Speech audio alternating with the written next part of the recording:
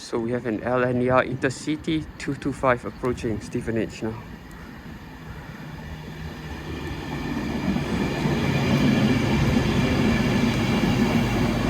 So the power car seems to be all the way towards the rear, which is good for noise reasons at King's Cross, because then it'll be as far away from the building as possible.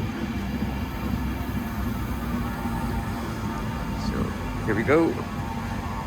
You can see the pantograph just at the rear where the power car is situated.